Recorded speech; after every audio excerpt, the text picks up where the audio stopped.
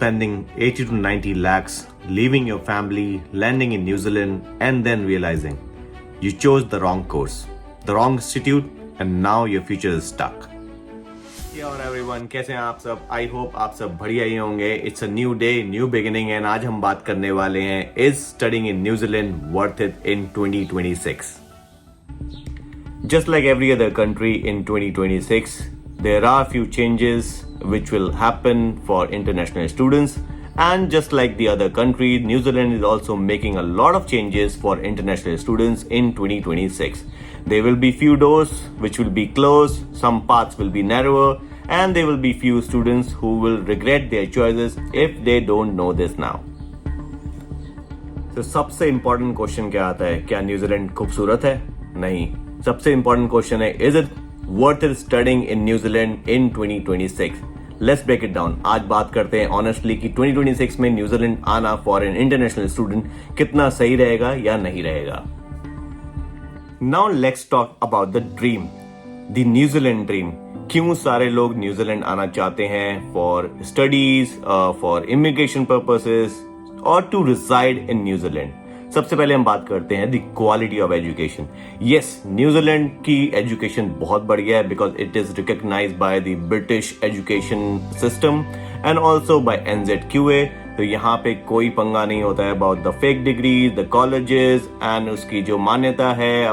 Once you complete your degree, it will be recognized by Australia, Canada and lot of international places. So if you go back to India also, इसकी मान्यता बहुत है.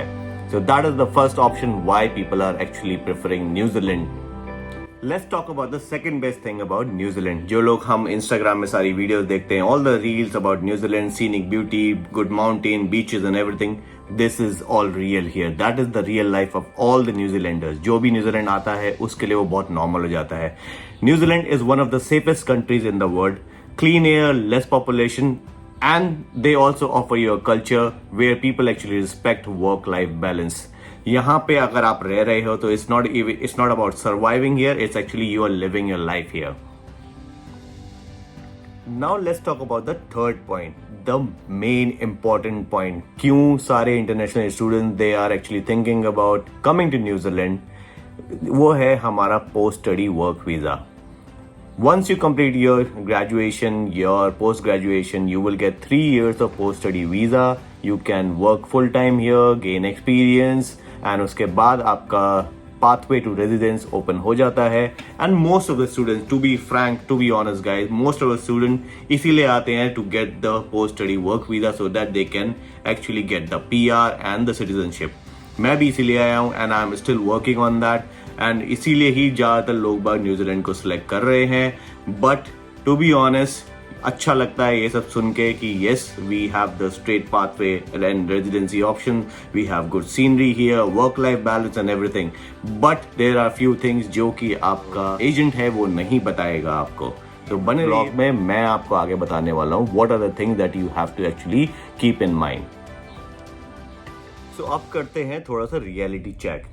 2026 में जो changes होने वाले हैं वो सब आप लोगों को पता होना चाहिए. Let's first start with the cost. So अगर आप यहाँ पे आ रहे हैं for a bachelor degree, it will cost you around 35,000 to 45,000 per year for the bachelor degree, that is New Zealand dollars. And if you are coming for the masters, it will cost you around 20,000 to 45,000 per year.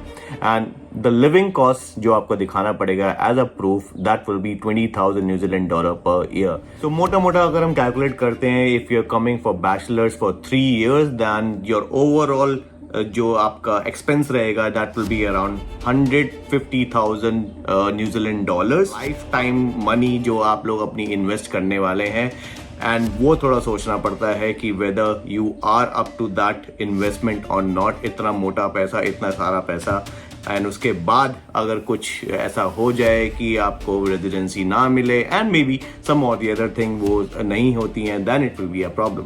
तो इसीलिए बहुत सारी बातें हमें दिमाग में रखनी पड़ती हैं. And to be honest guys, जो हमारे एजेंट्स होते हैं वो नहीं बताते हैं ये सब चीज़ें.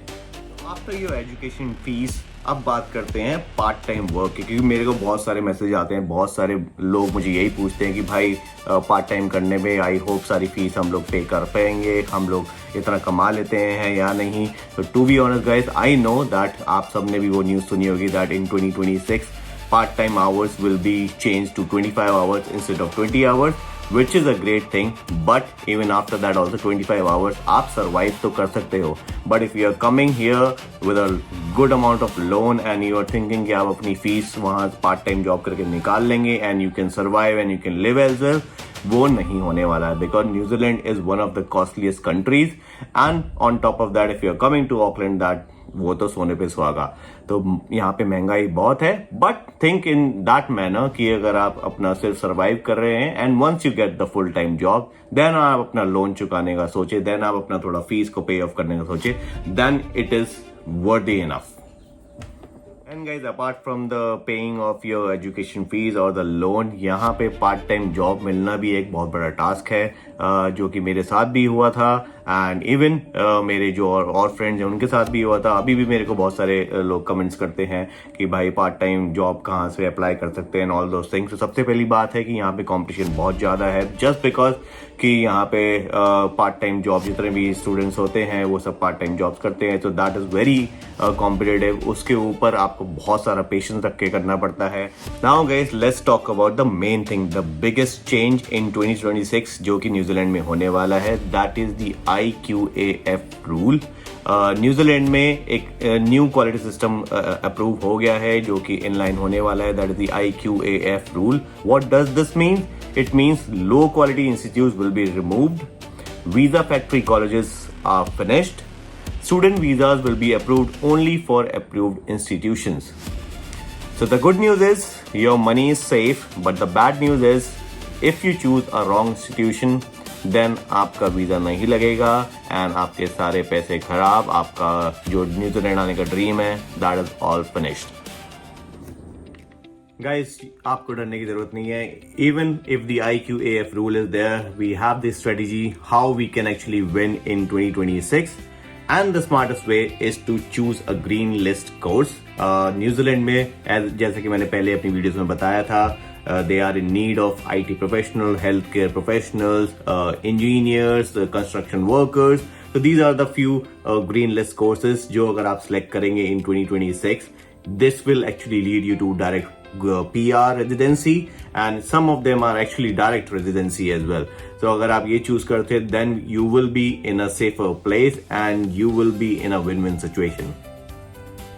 So apart from choosing green list course, आप क्या कर सकते हैं, आप अपना पार्ट टाइम वर्क का जो टाइम है that those 25 hours उनको अच्छे से यूटिलाइज कर सकते हैं, बिकॉज यहाँ पे न्यूजीलैंड में जो आपका रेफरेंसिंग होता है वो आपके मार्क्स से ज़्यादा हेल्प करता है। तो it's better that your 25 hours जो आप काम करने वाले हैं वहाँ पे आप अपने बढ़िया कॉन्टेक्ट बनाएं। वहाँ पे आप अगर आप कॉलेज में हैं and if you are not working for those part time hours then you can go and volunteer. आप अपने यहाँ पे बहुत सारे इवेंट्स होते हैं, वहाँ पे जाएं, वहाँ पे बात करें, जितने भी ज़्यादा आप अपने कॉन्टेक्ट्स बना सकते हैं उतने बनाएं, because that will actually help you in your future. कि जब आपकी कोर्स पूरा हो जाएगा, you have your degree in your hand and you can actually work full time. जब आप अपने कॉन्टेक्ट को कॉल कर सकते हैं, आप उनको ईमेल कर सकते हो, then you can check with them whether they have any opportunity और not. And to be honest guys, वो बहुत ज़्यादा हेल्प करता है। एट लास्ट गाइज, मैं यही बोलना चाहूंगा अबाउट योर फाइनेंशियल प्लानिंग कि उसको थोड़ा सा देख के चले। कभी भी अपने दिमाग में अगर आप ये चीज लेकर आ रहे हैं कि मैं वहां जाके देख लूंगा, I will manage somehow, then आप मत आए, बिकॉज फाइनेंशियल प्लानिंग ही आपकी बैकबोन होने वाली है। How you will survive those 2 years or 3 years for your graduation and even after your post study work visa, because financial planning यहाँ पे बहुत ज्यादा जरूरी है। The very first thing is which city you are choosing. If you are choosing Auckland, then बहुत ज़्यादा expensive होने वाली है। Instead of Auckland, you can also choose Christchurch, Dunedin, because वो affordable places हैं। So this is the kind of financial planning जो आपको अपने दिमाग में रखनी है। And once you have that, you can actually build your career as well. So at the end guys, what's the conclusion? सब लोग यही सोच रहे होंगे, इतनी सारी बातें कर ली पर conclusion तो बताया नहीं। Is it worth studying in New Zealand in 2026? Yes. If you are planning the smart way, yes, you should come. You have to come and जरूर आना चाहिए। बट अगर आपके दिमाग में ये है कि मैं कोई भी कोर्स चूज कर लूंगा, कोई भी कॉलेज चूज कर लूंगा और मैं कैसे भी करके वहां पे अपना काम चला लूंगा, then guys please don't come, because आपका कुछ नहीं होने वाला है। अगर आपके दिमाग में ग्रीन लिस्ट कोर्स है जो आपने पहले चूज कर रखा है कि I will go for the green list course, आपके दिमाग में बहुत ही बढ़िया कोई कॉलेज अपने दिमाग में है and you have the financial planning as well, then ये जगह आपके लिए है। You will gain a lot of experience, you will gain a world class education, global work experience, you can actually have the world class work life balance here। जितने भी आप Instagram में reel देखते हैं, जितनी भी आप वीडियोस देखते हैं, यूट्यूब पे व्लॉग्स देखते हैं, वो सब आप एक्सपीरियंस कर पाओगे अपने आप से। तो yes, studying in New Zealand is worth in 2026, but you have to come with the right mindset। 2026 will not forgive wrong choices, but if you plan right today, New Zealand can change your life forever. Guys, if you want real guidance, no fake promises, and honest updates, subscribe to this channel. Drop a comment and tell me what's your biggest fear about studying in New Zealand, course, visa, or jobs. I read every comment. See you in the next video. Bye bye. Take care.